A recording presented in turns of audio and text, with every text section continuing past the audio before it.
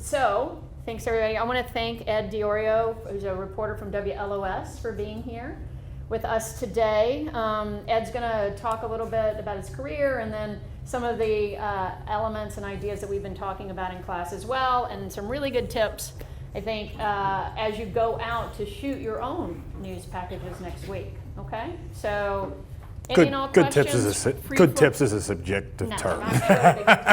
I'm sure so, just kind of go with the flow. Questions, we'll just keep going. Yeah. All right, sound good? Thanks, y'all. Well, hey guys, thank you first of all to Dr. O'Brien for having me here and you guys for welcoming me into your space. As you mentioned, my name's Ed. I am a reporter with News 13. I've been in that position for over a year now. I started back July 10th of last year, so I'm still relatively new to the Asheville area. I have been reporting now for over 3 years. I'm in my fourth year of reporting. I did 2 years as a reporter at a small town station in Ohio. I'm originally from the Pittsburgh area, and my path is a little unorthodox in how I got into news reporting a little bit. We can get into that, but just as a basic overview of myself, I tackle different topics a lot of times every week, but my main beat is education. I follow our education beat, and I'm our labeled education reporter for News 13, so that's kind of where my avenue is and most of my contacts come from. But I have done packages and stories of all kinds already in less than 4 years, features, breaking news, you name it, I've probably already done it. And that's saying a lot just to the nature of what we do, because you're doing something every day. I know that you guys, like Dr. O'Brien was just saying, you have a week, maybe 2 to put together a package, you get your interviews together and all that. I have 5 hours every day. Like, that's hard. Sometimes it's hard to fathom that. I remember being in your seat not too long ago in college. I'm only 26, so I'm not that far removed. But I remember, thinking like it was yesterday, going into my first week in a newsroom, being expected to turn stories in 5 to 6 hours, and I'm like, I thought they gave you a week back in college, but that's okay. And I just want to let you guys know that I really do appreciate the opportunity of being here. Like I said, I was in your seat back as recently as 2020. Yeah, 2020 was when I graduated. And my advisor, I went to a small school, small class sizes. My advisor used to be the play-by-play voice of the Pittsburgh Pirates, so he was well connected in the Pittsburgh area and had brought a lot of good guest speakers in. And every time they came in, it was just it was a refreshing bit to talk to a class full of curious minds that aren't quite sure what you're going to do with everything you're learning here. But it's nice to have some direction with people who are in the field. And for me to be that guy now standing in front of a classroom is surreal, kind of nervous, but we're going to be all right. So I just really appreciate you guys allowing me to be here today. I'm excited. I know that Dr. O'Brien had said that you kind of talk a little bit about everything, it seems like, in here. My degree, while being in communication, my focus was in sports broadcasting. So a lot of my curriculum and courses were targeted towards sports, broadcast writing, I didn't do a lot of, we kind of separated by saying journalism was more on the print side, referring to journalism as newspaper, magazine, blog, whatever you want to put it. I was more on the sense when I was in your shoes as a college student as broadcast side. I was doing play-by-play on radio for sports. I was doing sports reports. I was anchoring sports shows. I was being a personality, but that was all during college. So when I got into reporting the news, I was like, what the heck am I doing? I didn't know. So you learn on the fly, but it's kind of, if you would have told me 3.5 years ago that I would be 3.5 years into being a news reporter and I'd move 4 states away from my hometown to do it, my jaw would have hit the floor. But here I am, and I couldn't be happier about it. So I know that one of the things that Dr. O'Brien, when we were talking about making this happen, one of the things that we talked about was, she mentioned a demo reel. Demo reel is a popular term and a popular thing with people on air, whether you're an announcer, whether you're a reporter, whether you're an anchor, anybody, if you're in front of a camera, you have one of these. And it's not just for the news stations or radio stations. You want one of these for anything, because basically what it is, it just shows your body of work. Your best work, no matter what you do, whether you're a filmmaker, a photographer, a reporter, a sports personality, whatever you are, your best work goes in one of these. And they all vary based on what you're doing, right? You'll have more of an idea, like, I'm not a photographer, but if I was a photographer and I wanted to put together like a 5-minute clip of all my best stuff, if I'm a photographer, I would know I want to put more of my wide scope pictures in the front because that's my best work, or whatever the case may be. So I'll stop talking. I'll play a little bit of this. This is 14 minutes long. We aren't going to watch the entire thing. But I think after after 3 to 4 minutes, you'll get the gist kind of what this is. Ty, as of right now, within the last 10 minutes, I've learned from our news partner, ABC News partner in Charlotte, WSOC, they are reporting that the man is now out of the vehicle that he carjacked earlier this afternoon in Burke County, and he is now on foot, and deputies are searching for him. Not only was it reported by our news partner, it is also on the Burke County 911 Facebook page. They are saying to those that live in the area, lock your doors, as he is still deemed dangerous. And this whole situation started right here in Mars Hill. So that was breaking news coverage off the top. And you have to, I'll kind of cut. Oh, I just restarted the whole thing. Let's see. Okay, so when I talk about you'll know what to put at the front of your demo reel versus the back, or what you can save, and it's all about who you're presenting it to, right? I'm sending this to a news director at a news station. What does the news director of a station want to see? He wants to know how you're going to do in a tight crisis situation like breaking news, and how well you can respond and present yourself. So breaking news is one of the most important things a news director has to know that you know how to do. What do I do with my demo reel? I put a breaking news story right off the top. And this leads into a full package that I did that day. That was a live shot I did at 11 o'clock at night, and the following package is what I put together starting at 3 o'clock that day. So the 7 hours prior is what led to this story. And this, for context, if you couldn't get it from my stand-up, my live stand-up there, this lady was carjacked and shot in Mars Hill, and it was near the university up there, and so they had to shut down campus, and it was for a little bit, and so it was a hectic day. But this was the story that followed that 11 o'clock stand-up led to. Quickly informed Mars Hill University and Madison County Schools of the situation. My team immediately made the decision within seconds to lock down. The university, Mars Hill Elementary, and the BK Center were all placed on lockdown just after 1 o'clock. They don't know where he was. They couldn't locate him, so they're just saying stay on lockdown till further notice. I get an alert on my phone, and it says Mars Hill's calling me about a carjacking. I had no clue what was going on. They told us that it was lockdown, so I got a little nervous. I didn't know what was going on, so I just went back to my room and stayed there.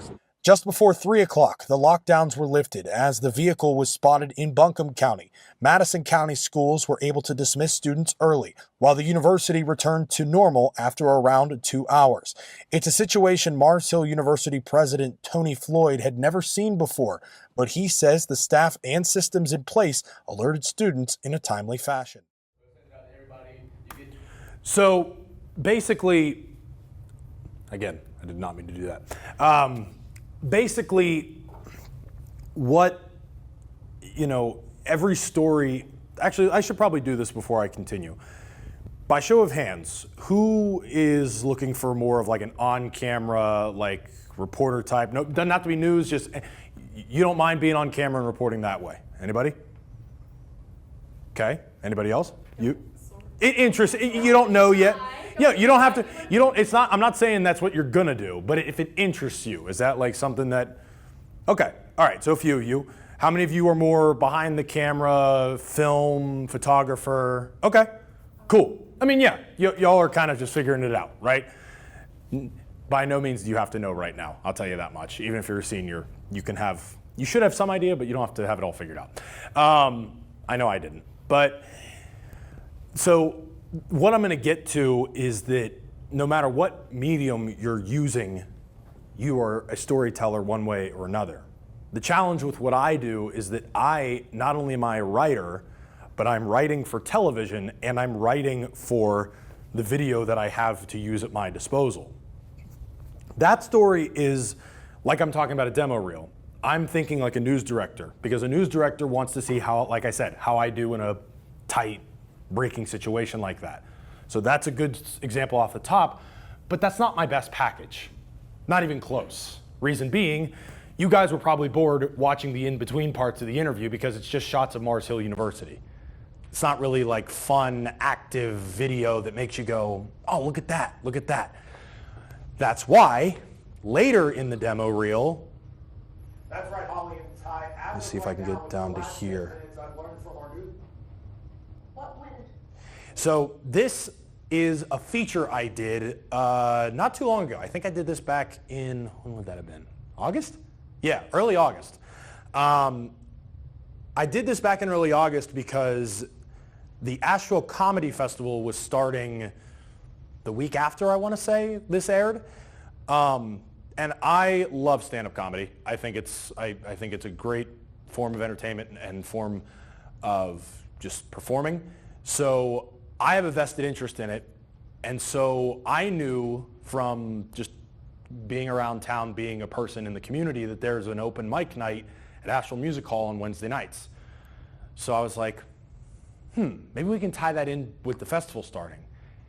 And what happened was when we went there, me and my camera guy, we went there one night, got there at like 6, the show started at 8, we were there till probably like 9:30 or 10. 5 hours of just collecting footage, talking to comedians, getting different angles and different shots. For those of you who are like photographers, camera behind, like want to talk about visual storytelling and you don't have to be on camera to do that, this next story is a great example of how, just look at the different angles, look at the lighting, because the lighting in the room was so unique with all colored lights, but it was all spotlights on the comedian, but a dark crowd. Like there was a lot of different elements that my photog had to work with here. And I thought he did a tremendous job. And my job, when he has that on his plate, is to mix the interviews and the sounds we have and write to the visuals he gets. And what comes of it is something like this. And it's one of my favorite stories I've ever done. To the growth of the comedy scene right here. On Wednesdays, when you're up here, you get 4 minutes. At 3 minutes, a little red light will blink at you. it's usually standing room only. I lost my mom when I was 13. I think they're still paging me in that Sam's Club. At Asheville Music Hall. All the comics come to this show. All looking to make people laugh. All right, this is going to be a dumb one, but knock, knock. That's my impression of my dogs when somebody's at the door. But over a decade ago, that wasn't the case. There was no comedy, there was no open mics, there was no club, there was no regular series. So some local comics had an idea. So it was really just necessity. We just needed an open mic to kind of keep the scene going. Oh, it was great. We didn't know we were a part of the first group. We just wanted to do stand-up. What's known today as the Disclaimer Lounge was born. March the 1st, 2013. I showed up and I was scared, but I did it and it changed my life. But the lounge didn't come without growing pains. Is anybody in town on vacation? We got fired at our first one because we wouldn't mind our cuss words. A lot of weird happens here. Then we moved from there to Athena's, which doesn't exist anymore. We'll continue to watch it, but you see how just within the first, I think it was like a minute and a half maybe, how many different angles were already shown, how many different voices we had. We had like 5 different interviews within the span of a minute and a half. That was a minute and a half. Did it seem like a minute and a half to you guys? Because we were fast. The sound bites are like 5 seconds each, and my track, my voiceovers are 5 seconds. It's like at Asheville Comedy Hall, boom. On Wednesdays, it's always packed, sound. and with how many different angles he got, he was able to cut to so many different shots to keep the pacing up. And that can make a minute and a half seem like 30 seconds, right? And that's money in what we do. And whether it's news, whether it's movies, whether it's whatever, when you're displaying something, you don't want the person to be bored. And that can be easy to happen. That can be quick to happen when, even though your subject may be impactful or even interesting, if you don't present it right, you're not going to be interested. You guys know your students. If you don't have professors who can keep it interesting, Dr. O'Brien keeps it interesting, I'm sure. That's also subjective. Can I follow up on that? Yeah, 100%. So, in other words, I think one of the things that's a challenge that I've seen for newer students is and maybe we can talk about this later too, but taking that interview and figuring out what the snippets are, right, from the interviews you have, and not just reading an interview like a talking head up there forever. Yeah. That again is where people lose interest too, right? Just seeing that one person or whatever. Well, how about this? So, bouncing off that point perfectly, you've already seen 5 faces in this interview. This is not the only, they're going to come up again. It's a 4-minute piece. You're going to see them again, or you're going to hear them again, but you've already seen them. So would you rather see his face, a face you already know, again? Or would you rather see more from the actual performances and the images that brings? You'd rather see more from the show. I don't have to see Kerry Goff's face again, but I know he's talking because I've already heard his voice once, right? So let's watch the rest of this. I'll let it run, but just keep that in mind as far as how we're pacing it, how quick the sound bites come in and out, how quick my track is in and out. Those who just wanted a microphone. Practice every day, like anything in life. Just keep practicing and you'll get better at it. Found home. All right, guys, my name is Jordan Julius. That's my time. At Asheville Music Hall. It's really grown. Yeah, the scene and our open mic is really shot up. All right, your next comic coming to the stage, the amazingly funny and beautiful Xandra Johnson. And word got around to people like Xandra Johnson. I'm about 7 months in right now. I had no prior experience or knowledge of stand-up. So for the next 20 minutes, I was walking up and down the office aisle, doing little jumpies. Xandra was drawn in after performing one set. I was like, that was so much fun.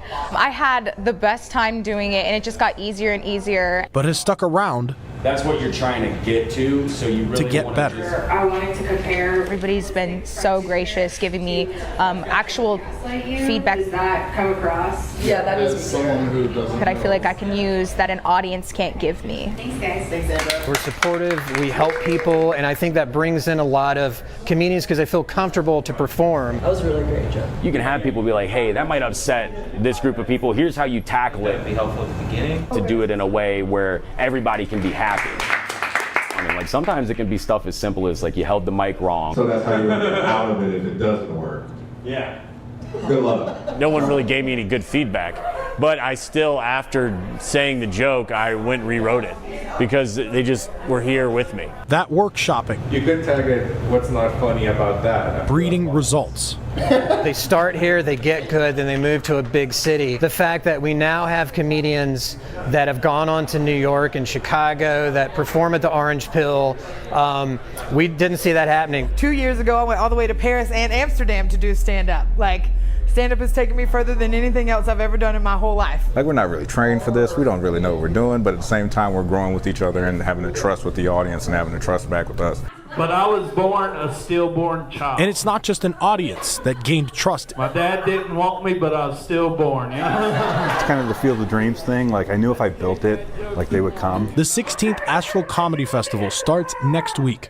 Charlie Gerentzer helped start the event. I felt like Asheville was a destination city, and I felt like the arts were huge here. Over 15 years, comedians from all over the country come to Asheville, and the ones that benefit the most. Kind of getting back on a stage like that will feel really comfortable, but also it'll be a great opportunity to see so many comics. You know, there's been so many comics that have come out of the festival that we've booked on TV shows, that we've booked on tours. Was anybody else confused by the cameras earlier? It's like, you know, they make smaller cameras. Even after the festival comes and goes, the scene continues to grow faster than ever. We used to like fight and scratch to try to get people at just one show a week. Pretty much every night of the week, we now have an open mic. We're just getting started after 15 years, and I'm like, oh, okay, so it's kind of fun to be on top of the hill and know what's ahead of it. In Asheville, Ed Diorio, News 13. So I kind of tipped my hand. I wish I wouldn't have done that when I was long-winded talking before. I actually kind of wanted to ask you, how many of you thought, like, how long did you think that piece was without telling you? I already told you it was 4 minutes, but did that seem like 4 minutes? 4 minutes is a long time in television. You only have a half hour in a newscast, not to mention the commercials, so you probably have about 15 to 20 minutes worth of content. So if you take 1/5 of that, that's a lot. But when you have a story that comes together that well with that many angles, that many voices, and it's just fun. Like, that's a story, like, look at that angle. You're at the show. You're listening to that guy tell the joke because that's exactly where you would be sitting. That's what good storytelling, visual storytelling does for you. It brings you into the environment and makes you interested that way, right? The whole point of news, movies, entertainment, whatever you guys are into, the whole point is, why should people care about this? Why should people care? And there's a lot of reasons why. It impacts their wallets. It's just a funny picture of a panda that's going to make you smile. There's a lot of reasons and a big spectrum as to why people would be interested in what you're presenting, but you have to make it interesting. If I would have just went there and just done a bunch of still shots of, my camera guy, my photog, if he would have went there and just gotten a few still frames of some crowd shots, some of the comedians, he didn't have to get down to this angle, or he didn't have to put 5 GoPros around the venue, but he did, because he knew it would make for better, non-stagnant parts of the story that flows, that goes from that makes a 4-minute story seem like 2.5 or something like that. It's a long piece, don't get me wrong, but I like to think that that's one of my best flowing stories I've ever done as far as pacing. And that's what I was going to ask you, how many cameras We you had- all had going at this point? So we had this angle right here is right on this, I'm moving, this ledge right, or this, little ledge right here. We had one GoPro set up over here. That's the camera shot you're seeing here. We had another on the other side to get both angles of that way. Going around the venue with his big camera. That's the joke that, my guy here said. We had another one set up to get a wide shot of the whole venue, I want to say. And there was we had a GoPro straight on as a straight shot of the whichever comedian was up. So the straight down the lens shot or whatever, straight on. And then my photog would move either his camera or the other one, but the GoPro stayed separate. So we had 5 different angles he did to work with from that. And then you probably noticed in between a few of those tracks, like I would say, and this scene benefits, and then it would cut to a comedian on stage saying something. That's what we call nat sound. You've probably heard that term in different ways, but it's natural sound that also helps break things up. You don't need to hear me talking for more than 5 to 10 seconds in a story. Sometimes the story warrants that, but natural sound helps break things up. And again, it brings you into the setting that I'm telling you about. And it makes it more interesting. You want to hear what these people are saying. The story is about the comedians. You want to hear what they're saying. So we give you that. Now, could I wish every story could be like that? Every day. But that's not the case. But we can get into the reasons why. But this is a story we had time with, we had the resources for, and it really came together well. I was really happy with it. And that's why it's on my demo reel. Now, if you look on this bottom line here, look how far into the video we are. 14 minutes into a 16-minute demo reel. But I'm saying this is one of the best stories I've ever done. Why is it so far back? Because a news director likes that you can do a feature, but a feature is more lighthearted, not as hard-hitting. It's not going to lead the A block. It's not going to lead your show. And you kind of build it as far as importance. You want to look at it kind of like a newscast. The first story is a breaking news story about a carjacking and a woman who got shot. Where would that go in a newscast? Towards the front, if not at the top. That's where it is in my show. That's where it is in my demo reel. Where would a lighthearted feature about the stand-up comedy scene in Asheville go? It has a place in your show, but it's likely going to be towards the end of it we call that a kicker, just to bring some positivity to a cast. So that's why it's further down in my show, per se.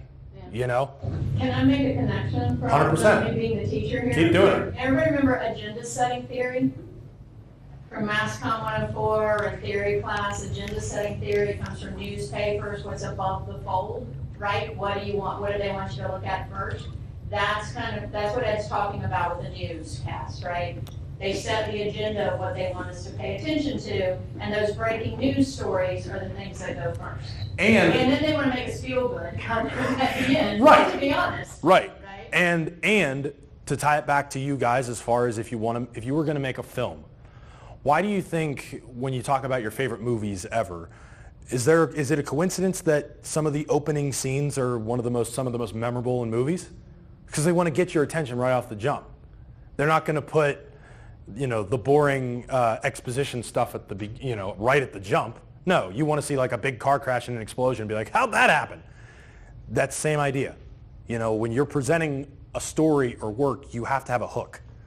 And like when you see Asheville Music Hall to start, we talk about the opening shot too. Now the opening shot isn't always going to be money in what we do because time, resources, whatever. But a good example of an opening shot kind of hooking you is this next story I'm going to show you in my reel. And this is in towards the middle. Can I ask you a quick question? Of course you can. And I'm sorry. No, go for it. Curious. How long did it take to put that feature together? Like when did you start it and when did it air? So we took an entire, like I said, we left at 5. We were there until 10. That was where we got all of our footage. Everything came out of there that night. And those interviews and every interview was there for 5 hours. So then we had 6 interviews, I think, maybe 7. It probably took me 2 hours to go through every interview and pick all the sound bites I wanted to, or every sound bite that could have been good. Right. Then on my Photog's end, after I give him the script, it probably took him close to 6 hours, I'd say, give or take. Because not only is he cutting up my interviews and my tracks, my VOs to place in between, but he's the one looking through what the comedians are saying and cutting in and showing you some jokes, and he has to pick the angles that he likes. And you get that idea when you're shooting, right? You just know when you're out on campus shooting something, you're like, oh, I like this shot. I know I'm going to use it in this assignment. Same deal here. If you get a shot, you know you're going to use it. He has the same deal, but it still takes time to go through that. So I would say collectively, close to 24 hours between he and I. Now, going back to what I said kind of to start, day like 2 days ago, you could have 5 hours to put together a 2-minute package, nothing that long. Nobody can put something that long together in 6 hours, but that's part of the challenge of what we do, of what news does, of what. So by the time you first shot it, you had it ready though within 2 days? Yes. Yeah. It could. Yes. Yeah. So what I wanted to get to, talking about opening shots and grabbing your interest, right? I'm not going to give you context for this story because the story it would kind of spoil it.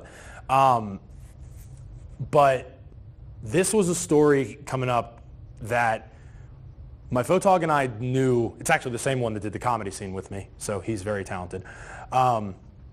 It's one that he and I knew that we didn't have a lot of video for. We didn't have a lot of video options. So how do you do a story for television without video, right? That's kind of hard. So we improvised. And what we did was the video that we did use, I wrote to it and I connected it to the story we were trying to tell. Here was the result. Wednesday was a dreary and quiet day in Hendersonville. All you could hear was the raindrops. Just keeping him happy and keep everything calm. That's the key thing. We've heard 2 gunshots. That was not the case for Matthew Browning and his loved ones. Yes, there's gunshots being fired here at Brittany Estate. 12 days ago. And I'm pretty sure I just heard some gunshots and there's a lot of people yelling. You know, with shots being fired, you can't be right in the middle of that. And it's heartbreaking to know. Be fire. Investigators say Matthew was shot in the arm by now former Henderson County Sheriff's Deputy Josh Rankin. His mother rushed home after hearing what had happened and spent that day with her son in the hospital. Sitting next to him in the bed, and you know, he looks over and he smiles at you and you're just like, wow, you could have died. I just wanted to cut off all the phones, TVs, everything, and just kind of collect myself and just be there for Matthew and let him know everything is going to be okay and that, you know, was not his fault for what had happened. And try to, you know, make him realize that it was not his fault. Not his fault. The lasting effects of the day have already become another obstacle to overcome. The next day, he showed me his arm, and you know, we had to take care of it. And, you know, he said got shot, and he's got some anxiety now when he hears sirens and sees deputies and cars out in the public, and you know, I just hate that for him. Matthew's father, Zachary, told News 13 the day of the incident that he hopes to see more training pertaining to mental conditions for EMS workers and officers. Matthew's mother feels the same. Autism is more of a common thing now. Any behavioral health, I think they need to have more training. Through it all, Matthew continues to show bravery and resilience. I'm very proud of him. He's calm and everything is good, and that's what we shoot for with Matthew, is calmness and, you know, happiness. In Hendersonville, at Diorio, News 13. So notice how we only had that one part of the story where we had where the shooting took place. Reason being was because the apartment complex didn't let us on their property. How do you get video, a lot of video, good video, when they don't let you on the property? You can only shoot from so far away. So we didn't have much video option. So this mother of this, I'll give you some context because it was in the anchor intro and I didn't include it here. But there was a 25-year-old autistic man who was shot at that apartment complex by that sheriff's deputy. His mom reached out about 10 days after it happened and said she'd be willing to talk about, you know, her experience, what happened. But she wanted to stay anonymous. So notice how you never saw her, at least clearly. So we had to shoot around not having video and a subject that didn't want to be on camera. And that was the result. And I think we did a pretty damn good job. And what I meant by writing to what my photographer was getting, we were meeting her on a rainy day, and notice how, like, right off the jump, it's a story about a mom of an autistic person that got shot by a sheriff's deputy, and we started with raindrops in a park. Those two things shouldn't correlate. But by me writing and saying, raindrops, all you heard was raindrops in Hendersonville on Wednesday. That wasn't the case 12 days ago. Boom, we think we heard gunshots. And then we take you to the scene. That's how you connect. That's how you can connect and be creative and tell a good story with not all the elements not working in your favor. And you're going to come across that no matter what you're doing, right? If you're shooting I don't know, let's say if you were a photographer and you were going to the political rally, the Tim Walz rally that happened a few days ago in Salvage Station, and you're limited on where you're able to go and what you're able to shoot. How do you do it? That's to figure out, right? You're like, you can't show this, you can't stand here, you can't do this, and all of a sudden the perfect picture you painted in your head isn't there anymore. So you have to get creative. And actually, this story was a day turn. We met her at 10 o'clock in the morning. That story aired at 5, as you can see, 5:19. So we did that turn in 6 hours.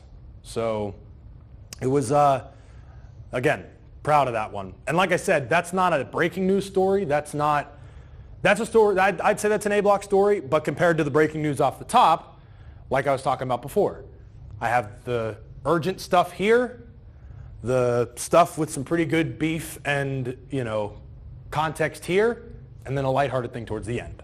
So and then I have some things spliced in between, but that's just kind of some good examples there of how my thought process through what I put in my best work and how we got there. Hopefully that applies to what you guys talk about in this class. I'm not here every day, so I don't know if all the jargon I just said was a bunch of jargon, but basically what I have up here is a bunch of stories that I think all apply to what you guys have done in this class based on what Dr. O'Brien has told me. All of these stories have something that you guys could take away as value and could help you in this class and help you down the road. So we are not getting to all of these. They are all at least 2 minutes long, if not longer. We don't have that kind of time. But Dr. O'Brien, have I touched on anything yet have I not touched on anything yet that you want me to? Well, I'm just wondering, first, Cheyenne, does anybody have any questions at this point? And then I can kind of go from that. I don't want to take students' time if they have any questions about the demo reel or how you put any of that stuff together at the moment, or where a demo reel goes at this point. Yeah. After you get it together, how you do that. Yeah. I'm actually, I'm graduating in December, so I'm messaging you guys having a little bit of a freak out what to do. As far as how we went from sports broadcasting into this, could you explain just like a little bit of your starting points as far as like the broadcasts, like radio, this, that, like, how did you find your way to becoming part of a news podcast? Is how I'm Yeah, sure. So, I like every high school senior guy coming out of high school was like, oh, I'm gonna be a sportscaster. I'm gonna be on ESPN. I'll be that guy. That sounds cool. I'll go to school to do that. I got to college and worked my butt off as best I could, but by college, I started getting some freelance gigs, some here and there, some work outside as I got more to being an upperclassman. But it didn't take long to realize how competitive sports was. So I got out of school. I graduated in December of 2020, right in the middle of the pandemic. Yay. And not many people were hiring, and I'll be honest, my demo reel was crap compared to what I just showed you. So I sent my demo reel, and I made different versions, whether it was for radio, TV, whatever. I sent demo reels to probably close to 150 stations between television and radio across the country. Didn't get a bite. I got maybe 2 interviews. It was heartbreaking. I was like, how do you work so hard for 4 years and this be the case, right? Luckily, I was working at KDK Radio, the world's first radio station, actually, in Pittsburgh as a producer, making $12 an hour, just doing my thing, living at home, but trying to apply. I'm spreading this thing as far as it can go, right? But then I get a call one day after I thought all hope was lost. I'd applied to everything I could and just waiting for the next opportunity to come up to apply for that one. I get a call from my advisor and he's like, hey, I got this news director in Steubenville, Ohio who wants to talk to you. And I was like, oh, okay, sports job? And he goes, no, news. I went, oh, Okay. So at that point, I was like, what else am I going to do, right? I'm not going to be a radio producer making $12 an hour my whole life, so I got to do something. So I talked to him, and one thing led to another, and I started talking to the people I trusted, my sources, my references, and I'm like, can I do this? And what I learned was this. Whether you're in news, whether you're in photography, whether you're in film, whether you're in sports, what are all of those people doing? You're telling a story every day. The story varies.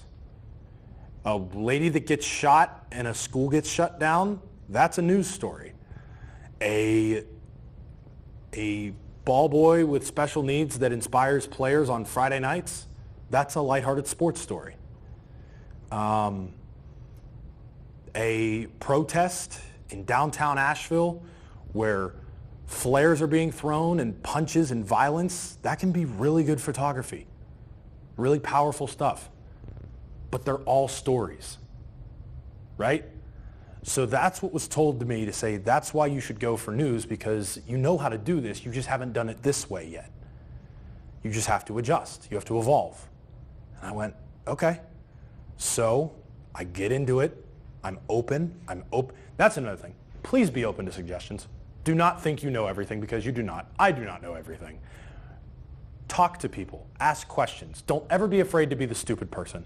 If I had a nickel for how many times I've gone up to city council people, mayors, politicians, and I've said, please explain this to me like I'm 5, I'd have a lot of nickels. I'm not afraid to make an idiot of myself, because not that people are idiots, but the people who consume whatever you're putting out, they don't know about your subject either. That's a big challenge if you boil it down to a news reporter. I have to be an expert in a different subject every day for 365 days a year. How do you do that in 5 hours? I'm not. I don't know everything there is to know about I-26 construction. I don't know everything there is to know about what is going on with the budget within Asheville City Schools. I don't know everything with that. But I have to seem like it for 2 minutes a day.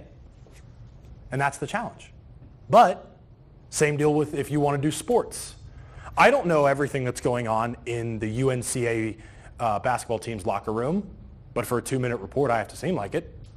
I don't know everything that's going on with curriculum or classes or the state of budget at UNCA, but I have to know. I have to seem like I know, right? You have to know enough. Circling back, it all ties back to storytelling. And to answer and circle back to your question, how I got into news and why I'm staying in news, why I'm in news right now and talking to you about doing it, which I never thought I'd do, is that it's all the same. There's different variations, but it's all the same idea, you know? I'm going to Clemson next Saturday to cover Clemson-Stanford.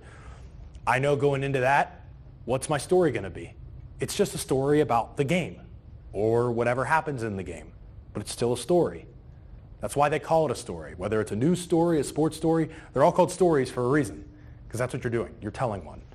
One of the best things I was told when I was in college was the best way to think about how to break down what you're trying to accomplish with a story is just pretend you're around the campfire. How would you, or in your dorm room, how would you be sitting with a friend and say, like, let's take it back to that story I just showed you, right? Let's say you and me are sitting in a dorm room and you're like, hey man, how was your day? Man, I tell you what, I ran into this lady and it was wild. She had her son, who's autistic, he got shot the other day by the sheriff's deputy. The sheriff's deputy got fired, but he got shot by him. And now, thankfully, the kid's okay, but I mean, now she was just telling me all this stuff about why we need to advocate more for preparedness and training around special needs people with our EMS, first responders, and police units. That was a crazy conversation. Did I not just wrap up that entire story, what I just said? I just elongated it a little bit more. Just breaking it down like that. But that can be done in any way. Sports, news, photography, film, anything. You just got to think a little bit. And that's what I did. I was like, I thought about it and I went, yeah, I can do news. It's not that bad. In fact, I like it. Long answer. So Yeah, no. Any other questions about a demo reel? I didn't show you the entire thing, like I said, because it's long, but I showed you a lot of it. But any other questions about that and where that would go? For the process of Thought process, putting it finding a together. job at the beginning. It's funny, a lot of us mirror the same thing. I mirror kind of the same thing that you went through. So I think it's always good to hear from people about sort of those things as well. Yeah. How we have to pivot sometimes when we make changes. You have to pivot. And even, I think something that people don't think about, whether you're college or even if you're 40, 50 years old, people don't think about this. With what we do, there are so many jobs. It's just which ones are you willing to do? Whether you're in news, whether you're in film. If you're in film, of course you want to be a director. If you're in news, a lot of people want to be on camera. A lot of people want to be the reporter on the scene.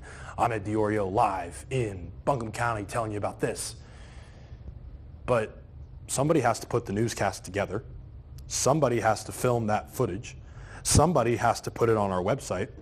Somebody has to be there to pick up other scripts whenever they need written. I just described a producer, a photographer, a web editor, a film editor, and an executive producer. 5 jobs. And that's not 5 jobs. We have close to, I want to say, 10 photographers. Usually when we're fully staffed, we have close to 10 producers. We have 4 or 5 people on our web team. We have 3 to 4 executive producers. You know, when we're fully staffed, like those are, I just named you about 30 positions and that's just one newsroom. There's 4 television stations in our market, you know, in this area.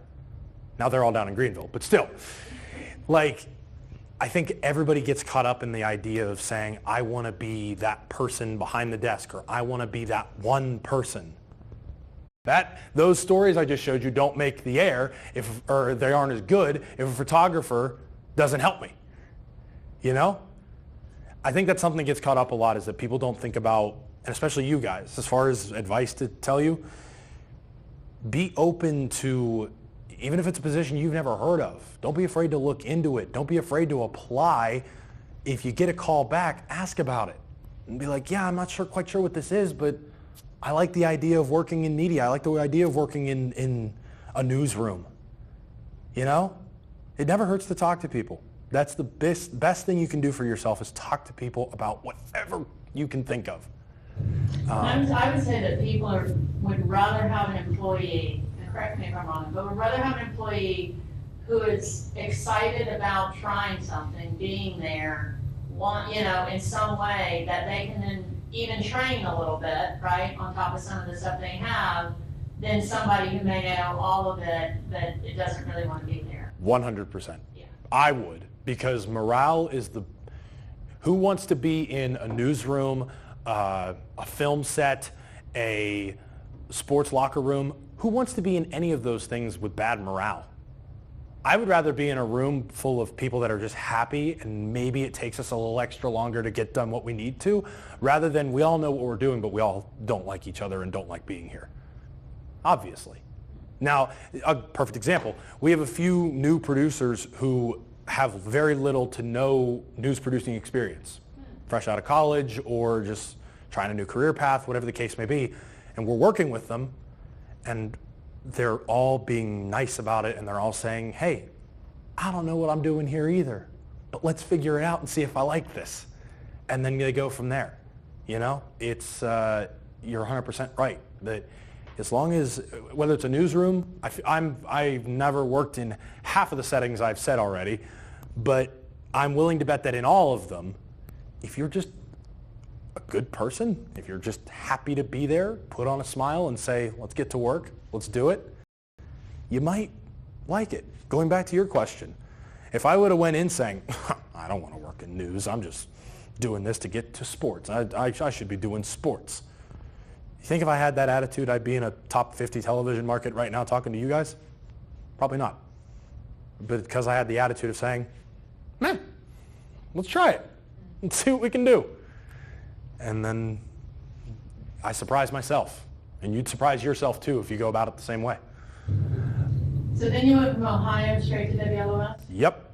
WLOS is owned by the same parent company of Sinclair Broadcast Group.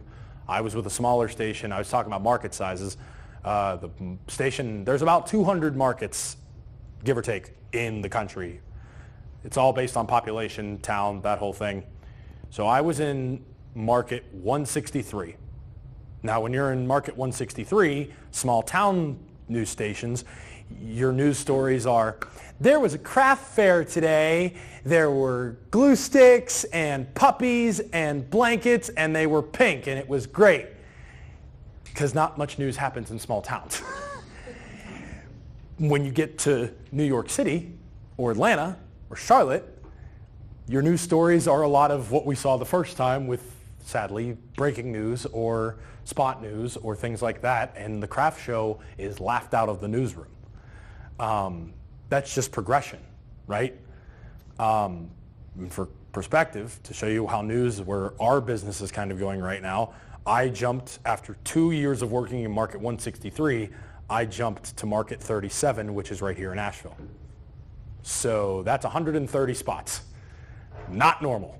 But in today's day, that's kind of where we're at. I told you that our producers right now, because we're in the midst of trying to get people to be back, because news, you're not going to hurt my feelings.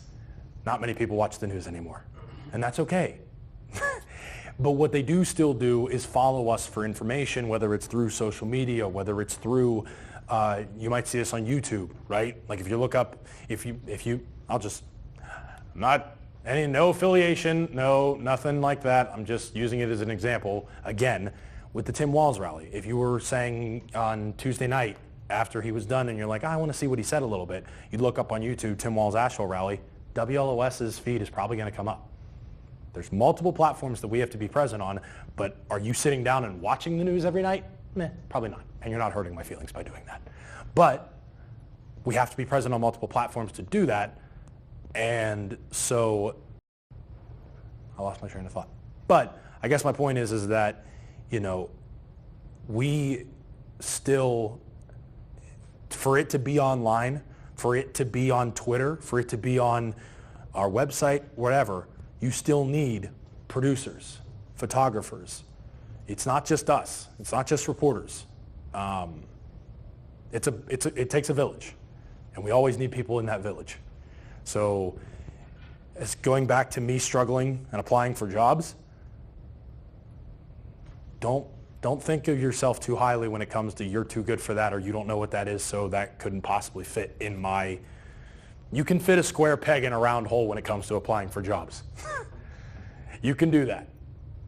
And at worst, you shouldn't burn bridges, but I wouldn't call burning a bridge if you applied for a job that you had no idea what it asks of. They call you back and you say, okay, what does this entail? And they give you more of a breakdown and you're like, okay, that's not exactly what I don't really have much experience in that. And that's not really what I was hoping to do. And you're in Montana and I'm in North Carolina, so I don't know if I want to move that far. That's not burning a bridge. That's just you looking into an opportunity and making the best decision for yourself. But don't be afraid to put yourself in that spot, because you might have that phone call and them tell you things and you're like, I think I can do that. And you guys are just an hour away? Yeah. All right, I'll take the job. And then boom, you're employed. So that's one of the biggest points I wanted to emphasize to you guys when I got here, was that there are so many jobs that maybe you just don't know are out there or think about, right? I didn't even think of news reporter as an option. But when it came to me, I was like, all right.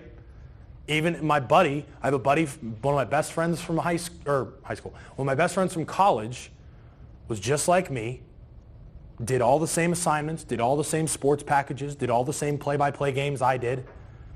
He's been producing news in Johnstown, Pennsylvania, which is market number 100. He's been producing the news, the 5 o'clock newscast there for 3 years now, and he enjoys it. But he's not on camera, but he's employed, which is something I know a lot of people can't say because they're too focused on. It's not about, if you want to get to a destination, if you want to be a director, if you want to be a professional photographer, if you want to do all these things, you should have that goal, but the route you take to get there, it is not going to be how you think. 9 times out of 10, 9.9 times out of 10, I'm willing to bet it's not how you think you're going to get there. It's not how I got here. But it's cool to be in front of you guys and say this is something I wanted to do. Yeah. So you make a Sharrow, right? And then what would you do differently than you did before when it comes to like spreading that around when you're looking for a job? You mean like back when I was spreading it to 150 stations and I wasn't getting a bite? Brand new out of college, what would you do differently now than before? Something I definitely didn't do enough was reach out to people. We are in an age now where you can send a direct message to Beyonce if you wanted to. Whether she reads it or not, I don't know. But I have the power to send a message to Beyonce. My point with that being is, any of you could say, I want to work for News 13, but they don't have any job openings right now that I don't see. Do they have any job openings that you're not seeing, or are they getting ready to open one?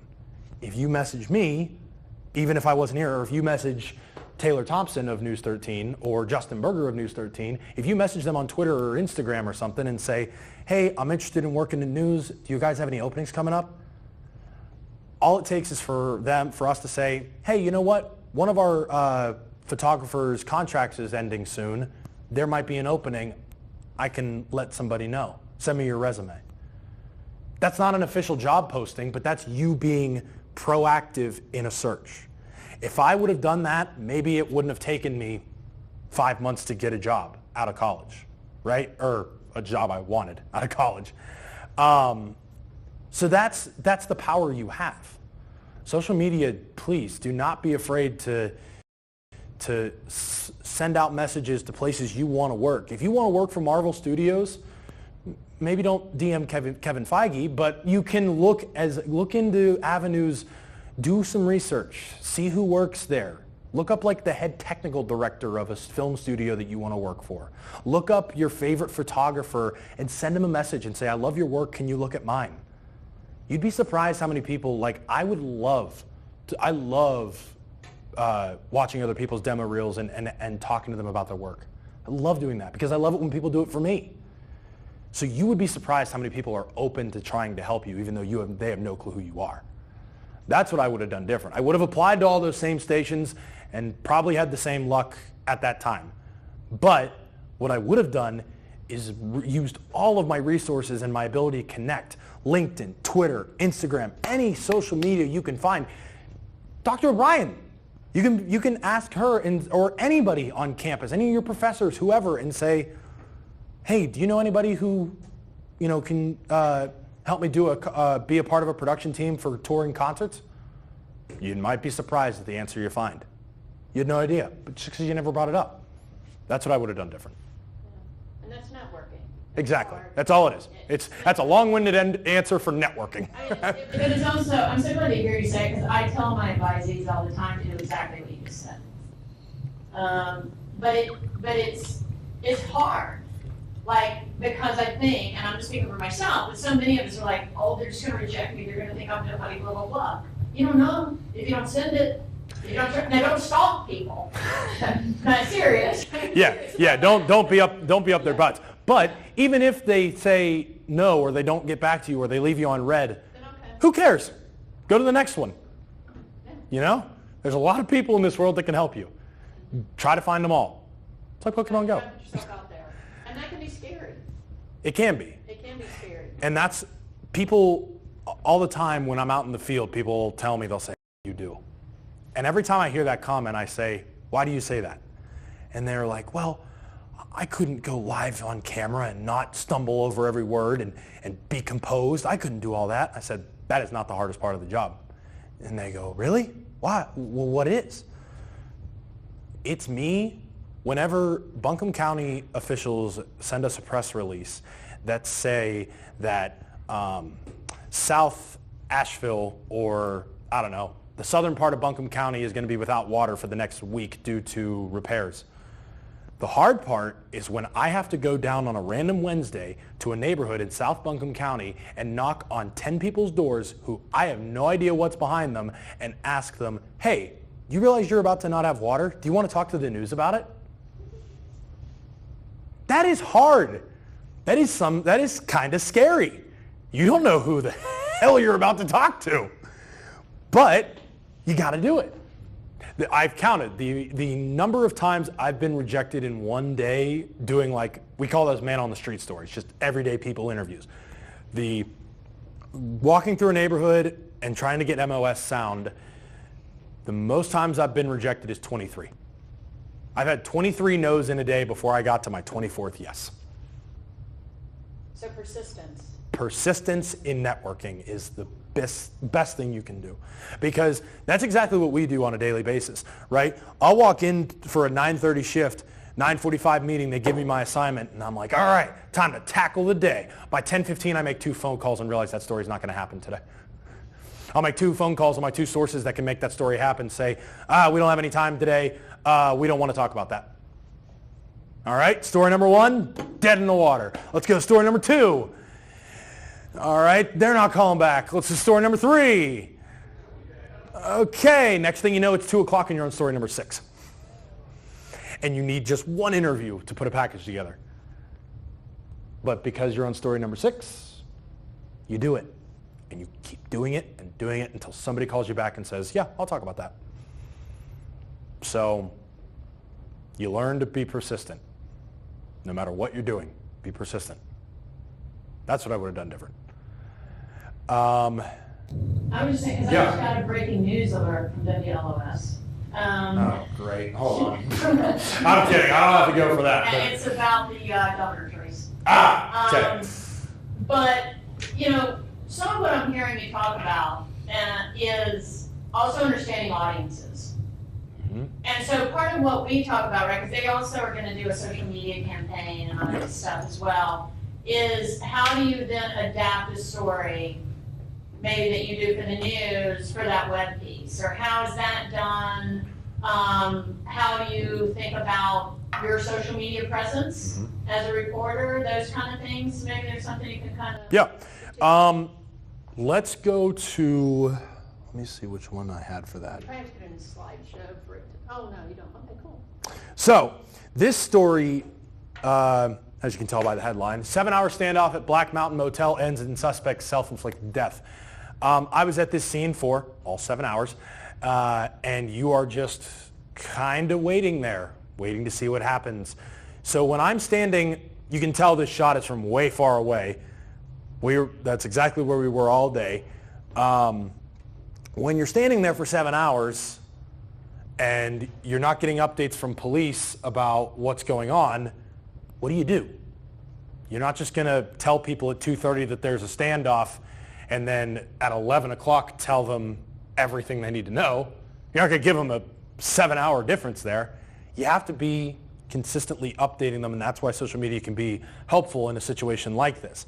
And our website, because they see me tweet something, then our web people can say, oh, Ed's saying that they went inside at just after 4. Let's put that in the web script. So that way if someone sees it on Twitter, they're like, oh, I got to see everything about this. This is the web page can serve as a good timeline for how everything started and ended. Now, let's see. Okay, they must not have. A good example is in this, in my story, you can embed tweets. So they might have a line here that says, it was 2:30 when authorities got the call to show up to this Black Mountain Motel. Then they would embed a tweet of mine that says, the road adjacent to the motel has been closed since 2:30. It still is, and no word yet on when it's going to be reopened. That's the next part of the timeline. But they used an element of mine from social media to tell it that way. They're not just using a bunch of text. This isn't a great example as much as I thought it was, because I thought there would be an embedded tweet here. But I was wrong. That's okay. But because if I'm present on social media, at 2:30 I get there. At 3:30 I can say the road is still closed and there's no timetable as to when it will reopen. At 5 o'clock I can say I've spoken with multiple people who say that they have gotten their loved ones out of the motel. They've been evacuated, but the suspect is still inside. No word on if authorities have gone inside. At 7 o'clock I can say authorities have gone inside. No word on the condition of the suspect. And that way by 9 o'clock they say they've cleared the scene and the suspect has a self-inflicted death. And then by 11, I put all of that together. So It's a long day. It's a long process. But by 11 o'clock, the story itself is easy because I've been tweeting all day or putting it on Facebook all day what has been happening.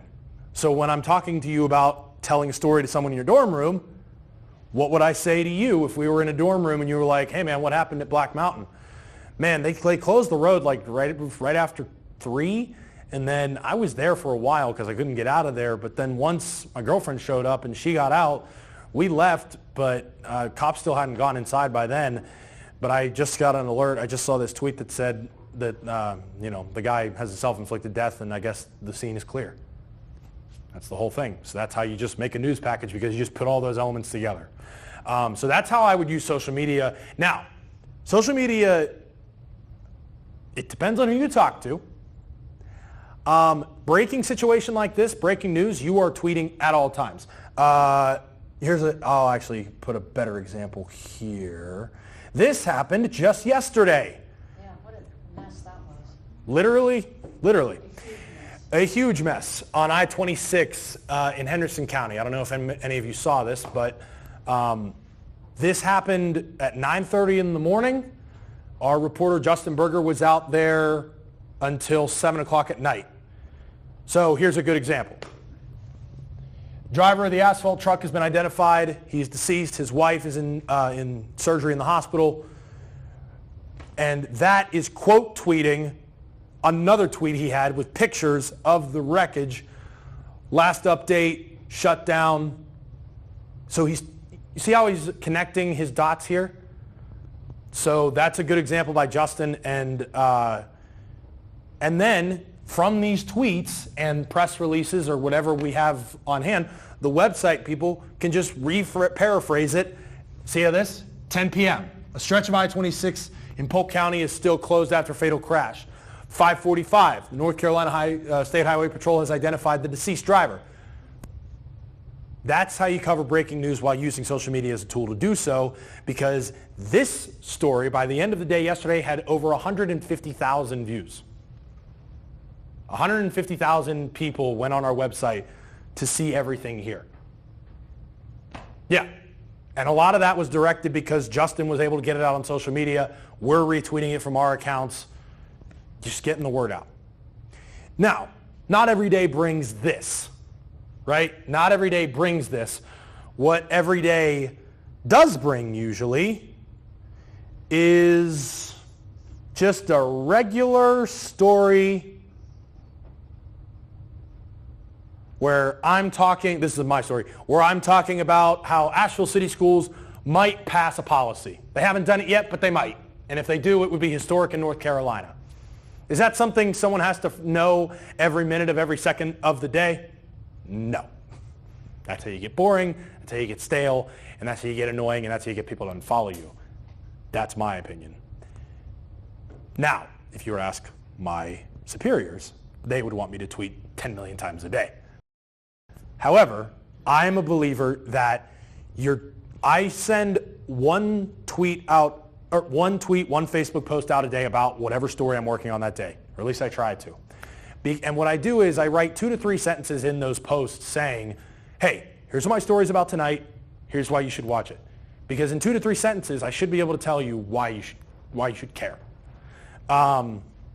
Because for this instance, if you're an Asheville City parent, right? If you're in the city of Asheville, a lot of effect there.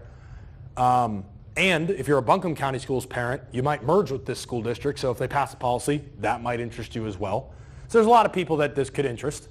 So in a tweet, without giving the whole story away, I would say Asheville City Schools could make history in North Carolina. They're considering passing a policy that would give their union members a say in the decision-making process. See the details tonight at 10 or tonight at 5. 2-sentence line about your story. It tells you what you need to know, but not everything. Because someone reads that tweet and they say, so are they getting a seat on the school board? Read the article, they are not.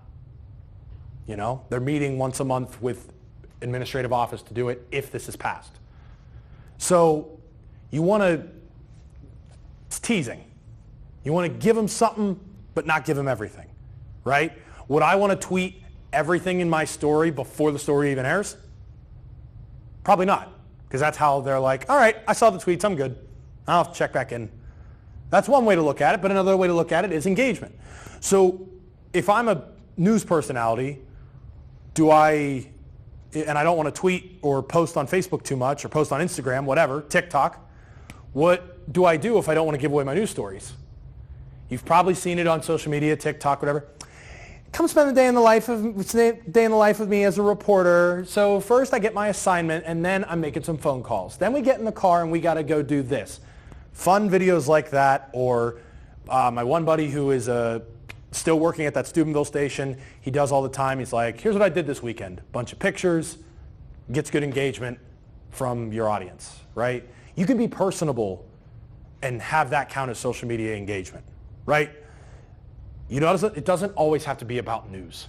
News does get boring after a while. Even I can admit that. But you are not boring at all. You're a person just like everybody else. That's another thing I want to stress. I'm glad we've gotten to this. No matter what you do, even if it's not in media, treat people like people and you'll be treated like people. I can't tell you how many times we have, I've done stories with everyday people, like, not saying any of those comedians were, or, when we do stories like where I meet a mom who had her son got shot, or we're talking to comedians, or we're talking to artists, there have been times, countless times, where they'll say, after we're done shooting all the footage and doing all the interviews, where they'll say, man, this was really enjoyable. Thank you guys, this is really nice. And they sound surprised. And I'll ask them, I'll say, you sound surprised. I'm like, yeah, you see all the things on the news, and I don't know, I expected you guys to be different. Some people are different. But most people, in my experience, if you just say, hello, how are you? Can you help me do this thing? Great. We'll try to make you look good. All right, thanks for your time. See you around. This will air at 5. That's it. That's all there needs to be. So can I say then, the 23 people that say no, you treat them the same way? Absolutely. 100%. If there's a guy, I've been MF'd off a lawn because I was covering this guy's house burning down. Rightfully so, has the right to be angry at me, but I can't MF him back. Somebody can yell at my face in the middle of downtown Asheville how we're BS, we're not telling the truth, and this, when I'm just trying to do my job and go home and collect a paycheck like everybody else, And they don't know what you're talking about. They don't know what they're talking about because you're doing your job. And that's gonna happen anytime, right? You could be a barista at Starbucks, and if somebody yells at you for not putting whipped cream on the latte, but you're out of whipped cream and you're having the worst day of your life, don't you wanna say something to them? But most people would be okay and say, sorry about that. It's all about, you treat people like you want to be treated. It's literally what we learn in kindergarten. It applies now. If I go up to a guy's door and he's like, not interested, bam! Just get out of his driveway, move on. That's all you can do. There's no good in acting any other way to me. Not to mention you're representing, it's not just me. I'm representing the news here. I'm representing the news every day. And it's not just, when I go home, I'm still representing the news. When I'm out at a brewery on a Saturday night, I'm representing the station. You're a public figure. Those stand-up comedians, when I first got here, I did a few sets because I've always wanted to try stand-up comedy. I couldn't tell every joke I could think of because it's not appropriate, because I'm representing the station. So you always, and again, that goes for anything. You're representing who you work for. Even if you're a self-employed photographer, do you really want to piss people off? No. So it takes some strong wills to do what we do at times. But most times, if you just treat people like people, they'll treat you back. Yeah. You're talking about how people are shifting away from watching the news but I was wondering where you see jobs and like the market shifting to instead. Like, where do you see people going for in the future? So remember how I talked about earlier interest in storytelling, and people are still interested? There's always going to be an interest in that. People are always going to want to see a cool video, a cool story, a cool person.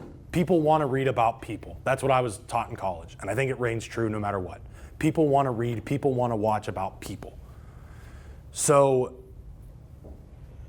does it have to be at 5 o'clock every day like it was in 1975? Probably not. But what we can do is put it on YouTube, put it on TikTok, put it on social media. That's obvious. How many of you want to say, are willing to bet that you spend at least 3 hours on your phone a day? Yeah, probably the whole room, most of you. And how many of you would you say probably half, if not more of that time is spent on social media apps? Yeah, makes sense, right? So we understand that. Influencers understand that. News stations understand that. You're trying to get where the eyes are, right? And I think a struggle that we are talking about every day is how do we take the eyes that we catch on our phones and bring them back to the television? I'm under the impression that I don't think that's how it works or how it's going to happen. Yeah, I was going to say I'd be surprised if that. Right. I don't think anybody sees a video on our Instagram page that they really like, it's getting big numbers and engagement, and then they say, wow, that makes me want to tune in tomorrow at 5. Not a first reaction. That's not how that goes. I would doubt that heavily. But that's not to say that the eyes aren't there and that you can't have them. Every story that I'm really proud of, that like for all 3 of those stories I showed you and some others, like if I want people to see it, I'm putting it out on Facebook, Twitter, Instagram. I'm not doing that for every story. Maybe that's on me. But like for the ones that I want people to see, I'm spraying it every which way it'll go. And that's where I see, I mean, that's where it is and that's where it's going. I don't see anything taking its place for a while, if that's what you're asking. Yeah. How would you start like building your platforms on those different places before you get like a job with the company? So it's hard, right? It's hard to, say I'm gonna start a YouTube channel and you don't pass 100 subscribers until like a year and a half, right? Like that's hard. It's hard to say I want to start a podcast and you're putting your clips on TikTok and you're getting 10 likes, right? That's hard. But I think if you did, again, do some research, a lot of influencers will tell you that they've been trying to do that for years. It just took them 5 years until they actually got the following they were hoping for. We all just can't do a man on the street interview, say something funny, and all of a sudden we have a podcast. That's not how everything works. It's not how anything works, really. But if you're looking for, if you're a photographer and you want, how do I get my photos out there? Go wherever you can, put it on social media, slap a bunch of hashtags on it, and hope people see it. That's all you can do. The content, you can't control, you can only control to a point, I should say. You can only control to a point how many people see what you put out. But what you can control is putting it out in the first place.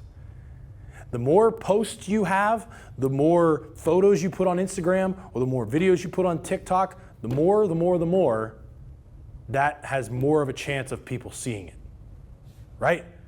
Even if you're losing faith and you're like, I'm not getting any likes, I'm not getting any engagement. And I've been putting out 5 videos a day for the last month, and I don't got nothing. Okay? The eyes haven't gotten to you yet. There's a lot of platforms out there. And circling it back to me, I'm not interested. Of course I want people to watch what I'm doing. But it doesn't eat me that people aren't seeing what I'm doing, or at least as many as maybe I'd like. What I do this for is to meet people like those comedians and to meet people like that mother, because I love talking to people and hearing what they have to say and hearing what makes them interesting. I don't care about likes and follows and all that, but if you want to make money and if you want to make a career out of this medium, you got to know what you're doing, and that's part of it. I have the luxury of working for a parent company that's established that can pay me do that way. But if you're trying to do something on your own, you can do it. You got to put it out there. That's my experience of, and I don't have much. I'm not a content creator by any means. I mean, I guess technically I am because I put stories out, but I'm not an influencer by no means, and I never will be. But there's so many different ways to tell stories and be a personality today. And it's awesome, but it's challenging. Yeah. Well, I was going to say, one of the things we looked at one time is how many news organizations have like the top tweeters, like the journalists, that most are out there doing that. So, and you mentioned it sort of in passing, that probably WLOS or Sinclair, they would like, is that part of your understanding of the job that you do put out on social media, to try and get as much of that as you can? Is that sort of understood as part of your job? Yeah, so it's a balance too, right? If I'm putting out tweets about a story I'm doing today, and I'm so focused on the social media presence of the story that day, you know what gets sacrificed for my taking my time to do that? My ability to think and write more about the script of the story I'm actually teasing. If I take 2 to 3 hours a day to make sure I make a video, put 5 tweets out about my story that day, that is sacrificing an hour or an hour and a half that I could use to actually write a good script that people are worth watching whenever I'm actually teasing them to it, right? So what's the balance there? Do you put out a story that's kind of thrown together, but your social media presence was great?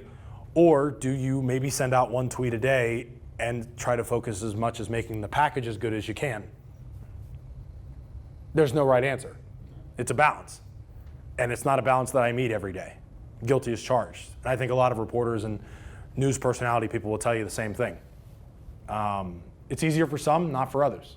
So we're always trying, but it's something you always have to consider, and it's something that's not going to go away, I don't think, in any of our lifetimes. So it's crazy to think about. But so I know we're getting a little closer. Yeah, we've got just a few, and I don't know, just wondering if you have a final, or if we want to ask if anybody else has questions and stuff. Yeah. Any other questions? Because there's one more point I think I want to help you guys with, but any other questions? I want to get to those before anything. Yeah.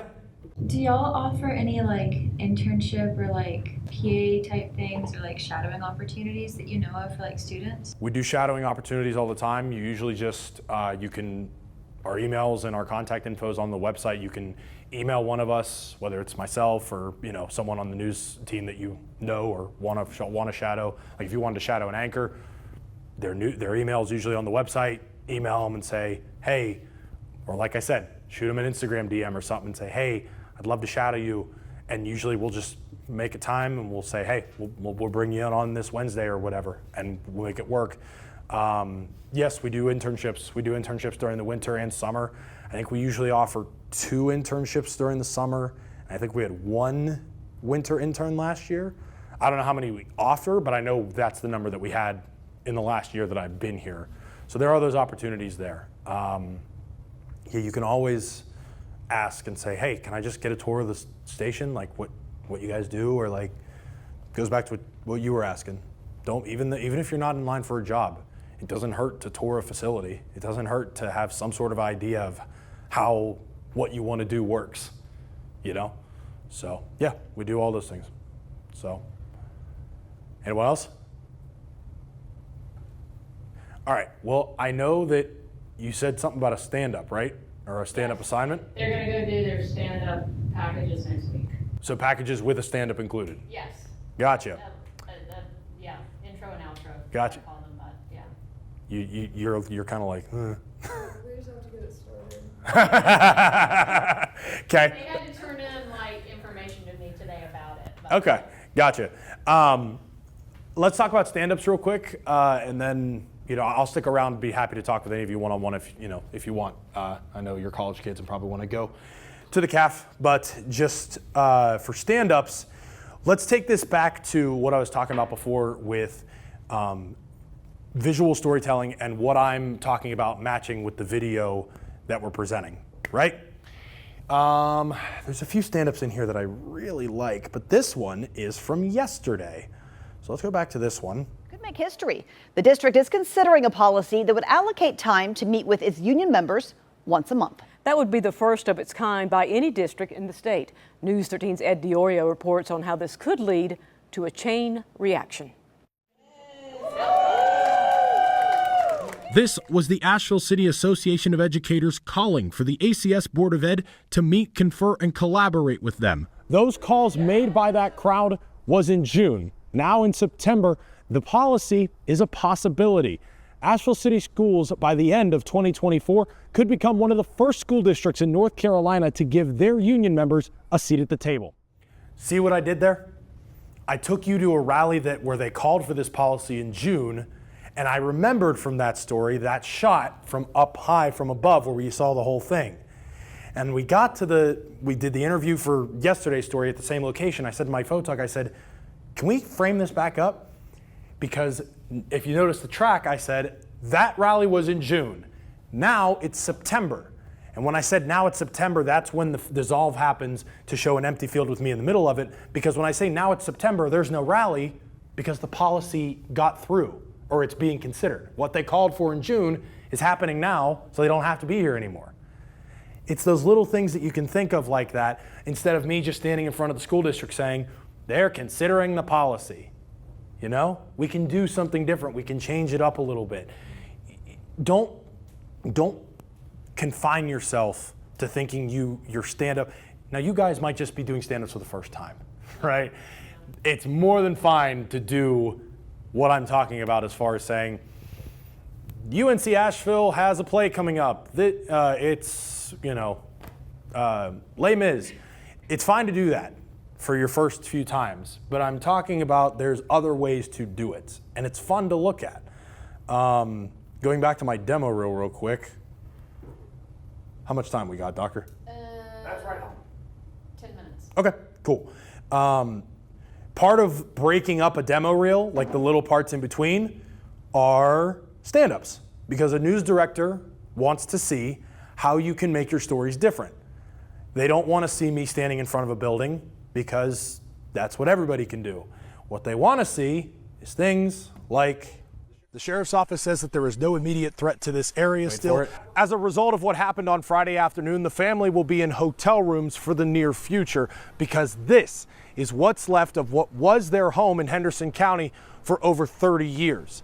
The flames started in the attic and the son was the only person home at the time and he escaped safely. See that? We used our drone to show an entire burnt down house and I am in the background of the rubble. We shot through the holes of the house and then we raised, and we call that a reveal. The reveal of the whole thing just being a mess and I'm in the middle of it doing a stand-up. I'm not just in front of the camera right in front with the house behind me and I'm like, this house burned down. How can you show different visuals to enhance your story, to make the person seem like they're there, right? That's one. Here's another one that I like. How much longer on that front when it comes to the effects of this power outage? Live at Asheville Regional Airport, Ed DiOrio. Not this one. That is me just boringly standing in front of the airport. But usually when you hear about scam or scammers, you associate it with it being online, but this situation is very different. Not only are these suspects posing as Microsoft employees, but they're coming up to your doorstep and asking you for your personal information in person. Wednesday was know what I mean? If you get a situation where APD calls you and they're like, they have scammers going out to door and asking for money, try to bring the viewer in to that situation, right? Instead of just telling people, hey, they're coming up to your door, show them what it would look like. We went to my photog's house, opened his laptop for work, and started it by saying, when you think of a scammer, you think online. Go up to the window, you see me there, I walk up to the door and I'm like, I'm a scammer, I'm coming up to your door. this is what's happening. That wasn't just me in front of the Asheville Police Department saying, this is happening. Let's do something to show them something different, right? And not every story warrants it either, right? When the water department calls you and says, hey, we don't have service in this neighborhood, what do I do to show the viewer that there's no water? Right? If you can't think of an idea, that's okay. I can't think of them either because there's not much to do with it. But when the opportunity presents itself, you at least should go into every chance you get to do a stand-up, you should at least think about it. And if you think about it, give it good thought, and you can't think of anything, that's okay. Sometimes you don't have time to, or sometimes the story just doesn't warrant it. But when it does, it can be kind of fun. And so that's how you and your photographer really collaborate, right? That's part of it, yeah, 100%. And then, but is your photographers are like involved with you all the way through the process? Yes. Obviously. I mean, And the editing and in theory, that's how it should be. You should be it's like I tell people, none of these are my stories. There are stories, and when I'm talking about ours, I'm talking about me and Matt's, me and Josh's, me and Bill's. It's our story because they are more responsible for all the video, editing it together, making it look pretty. I write it. I write the story that you're going to see and how it's presented, but they present it. They put the video to everything and make it all look good. So it is our story. I'll give you another good example. This next one I'll show you wasn't even my idea. It was my photographer's idea. Because he said he knew with his editing ability that we could do this. I thought this turned out well. To get a little bit more perspective. Shoot to edit that we talked Yes, shoot to edit. about. On what this crowd looks like. After this weekend, a lot of people have these, and as a result, they're going to be heading to online retailers like this. But if you're going to do so, you shouldn't let your guard down, because according to cybersecurity experts, scammers are more active now than they were before the holidays. That was a Christmas story. So he said, we have 2 monitors in every computer screen in the office. He goes, I can put you in one, put an Amazon screen in the other. And I said, that's cool, you know? So it's little things like that. And that only comes with experience too. You have to put yourself in those situations. Going back to what you were saying about like doing things differently or if I was in your guys' shoes, no matter what you're doing, give yourself experience. If you're a photographer, go shoot everything on campus you can think of. If there's an event, if there's a basketball game, doesn't matter. Take your camera. If you want to be a filmographer, go up to a random kid on campus and be like, talk to them a little bit and say, can I just follow you through your day and then like make a little film about it? They might think you're weird, but they might say yes. It's funny, I made them go out and do that on Tuesday, basically. Yeah. I made them go out and find a story to shoot on their phones. We were doing shooting their little storytelling a little bit. Yeah. And I was like, go find a story. Do it again. Do it more. And do it over and over and over. Because that's how you get better. That's how you learn what you like. That's how you learn what to do, and such. So I wish I could tell you everything, but man, I can't tell you 4 years worth of stuff in an hour and a half, but I really do appreciate you guys. Any last questions? Yeah. I mean, you've given us so much, I really appreciate it, but anybody, last questions? Going back to when my advisor would bring in guest speakers at my college, I mentioned that he was the voice of the Pittsburgh Pirates for 30 years. Obviously, he was retired at the time because he was teaching at my college, but he brought in the current voice of the Pittsburgh Pirates for one of our guest speakers and met him there, talked to him a little bit, got some contact info, used my advisor, and for my senior project, I made a 1-hour documentary about my advisor, and he was one of the main interviews I used for it. The current voice of the Pittsburgh Pirates. To say I interviewed him at 21 years old was pretty cool. Greg Brown. I used to go to Pirates games all the time growing up. From Pittsburgh? I lived there for 6 years in Cool. Sewickley. Oh, in Sewickley. Okay, cool. I'm from Greensburg. Yeah, so, to say, and I interviewed, if any sports fans in here, Jim Leland just went into the Baseball Hall of Fame as a manager. So pretty cool. But guys, it has been so much fun. I hope I wasn't too boring. Thank you.